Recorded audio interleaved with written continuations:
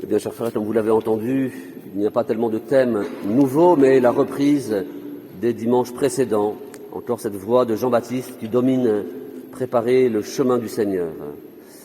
Nous avons peut-être l'impression d'avoir déjà bien préparé, et j'espère que c'est le cas. Nous avons commencé notre préparation, que nous n'attendons pas la veille de Noël pour le faire. C'est vrai, au fond, que nous avons commencé cette préparation si nous avons compris que le grand obstacle à la venue de Jésus, c'est le péché, bien sûr. Je l'ai dit aux enfants, les collines, c'est le symbole de l'orgueil, de la présomption, de la suffisance, de l'égoïsme. Voilà tout ce qu'il faut rabaisser dans nos vies. Des défauts qui sont toujours menaçants, qui peuvent toujours ressurgir, avec des grandes ou des petites manifestations. Mais il faut toujours être vigilant dessus. Et les ravins, c'est la pusillanimité, cette petitesse d'âme, qui nous interdit, sous prétexte d'humilité, de fausse humilité, de ne pas désirer la sainteté, de ne pas rêver faire de grandes choses, de ne pas être un saint, alors que Dieu nous y appelle. C'est aussi au fond le découragement. Je suis au fond du trou, découragé. C'est le ravin qu'il faut combler. Alors cela nécessite, mes bien chers frères, de notre part, de reconnaître humblement et honnêtement ce qui en nous n'est pas ajusté au Seigneur, à sa volonté sainte, exprimée dans les commandements et résumée dans sa loi d'amour. Et cela nécessite aussi de faire pénitence, ne l'oublions pas. Si vous ne faites pénitence, vous périrez tous. Cette parole que vous connaissez est tirée de l'Évangile. Et ce n'est pas la parole de l'austère Jean-Baptiste.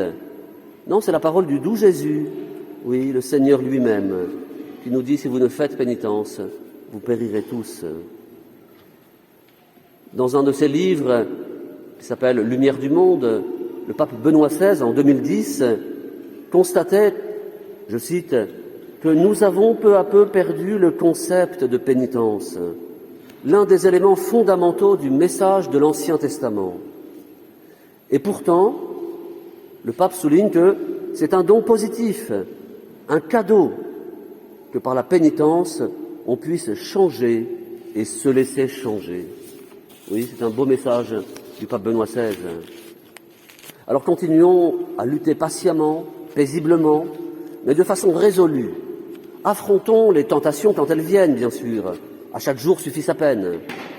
Mais travaillons aussi en amont, c'est-à-dire en prenant des forces auprès du Seigneur, en nous exerçant à la vertu, spécialement celles qui correspondent au temps liturgique de l'Avent, la contrition, l'humilité, l'espérance et la charité. Oui, l'Avent, le temps de l'Avent est un temps propice, ô combien, pour réveiller l'espérance. Vertu si importante dans la vie spirituelle, et pourtant si discrète, presque méconnue.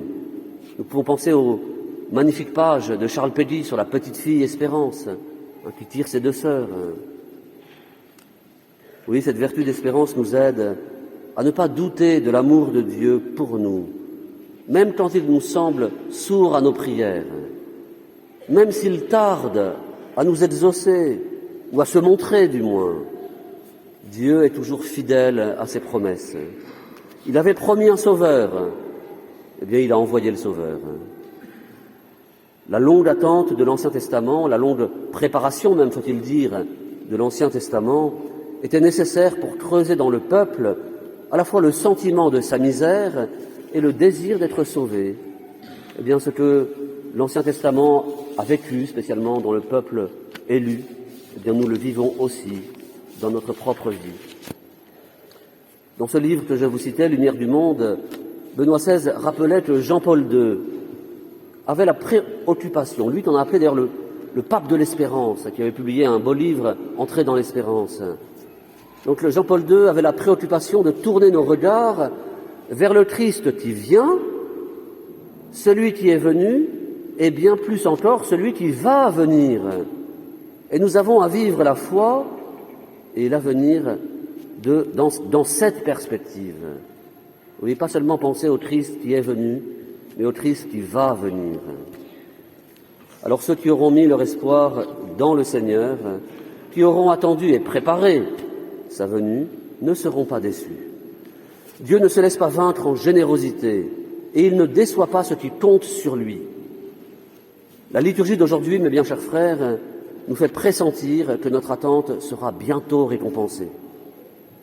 Et la liturgie, ça n'est pas seulement évidemment la messe, même si c'est l'essentiel pour vous certainement, mais la liturgie du jour, c'est aussi le bréviaire, les offices du bréviaire, les répons des matines par exemple, les antiennes des vêpres qui sont si belles.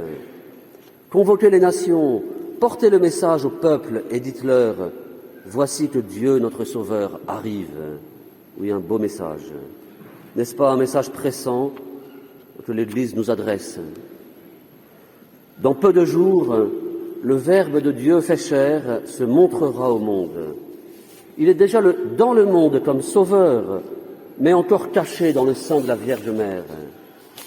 Alors saurons-nous, mes bien chers frères, l'accueillir? Aurons-nous entendu le cri de l'Église, son appel à la conversion? Aurons-nous renoncé sincèrement au péché, à Satan, ses œuvres, ses séductions?